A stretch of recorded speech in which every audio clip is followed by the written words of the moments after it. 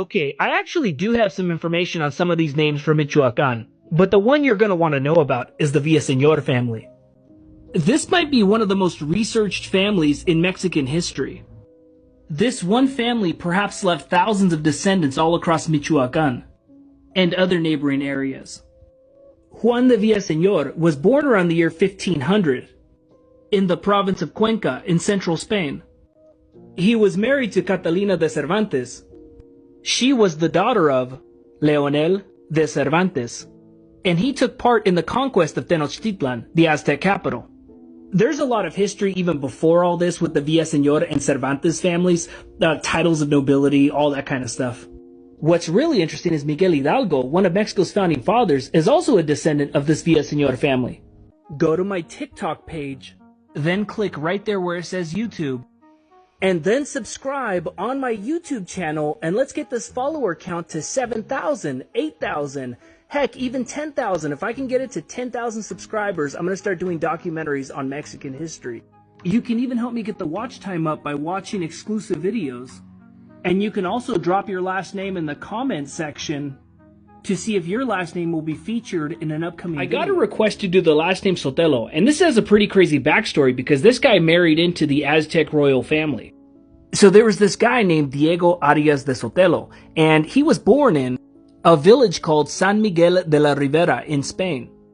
And his father was a man named Antonio de Sotelo, and this guy was in the conquest of the Aztecs. He was a soldier under Hernán Cortés.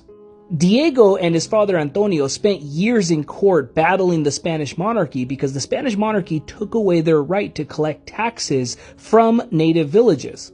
After the conquest of the Aztecs, Cortés had given out the right to certain conquistadors to collect taxes from former Aztec subjects. But the King of Spain was now trying to crack down on the practice and phase it out altogether. The king's plan to phase out these tax collection rights actually led to a full-scale rebellion in South America where conquistadors were collecting taxes from the Incas. The king had to send in his own men to put down this rebellion, and now the monarchy was on high alert for any other signs of treachery. Meanwhile, back in Mexico, our guy Diego Arias de Sotelo married the mixed-race granddaughter of the former Aztec emperor Moctezuma II, and she had money too. And Diego became good friends with Martín Cortés, who was the son of conquistador Hernán Cortés. And they began making their own plans to rebel against the Spanish monarchy. The conspirators of this plan were arrested, and some of them were actually executed for these actions. But not our guy Diego. He managed to avoid execution, and he was only exiled back to Spain.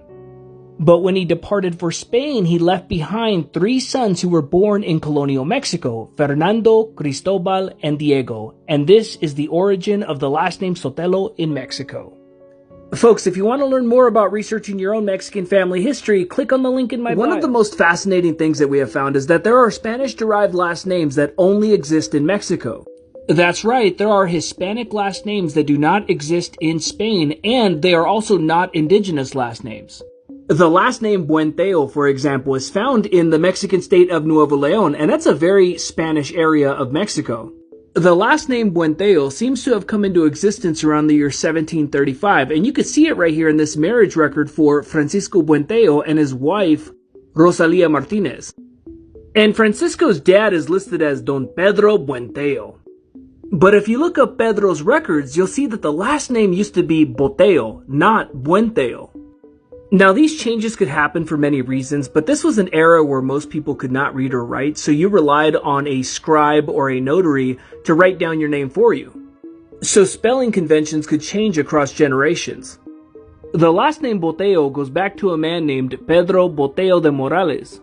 He was from the region of Extremadura in Spain, but he settled in colonial Mexico in the early 1600s, where he was involved in the mining business. This entire region from Zacatecas all the way up to Monterrey in Nuevo León was the powerhouse of silver mining in North America for centuries. Folks, if you want to learn more about researching your own Mexican family history, click on the link in my bio. Follow us on YouTube and check out our Hispanic Last Names bookstore.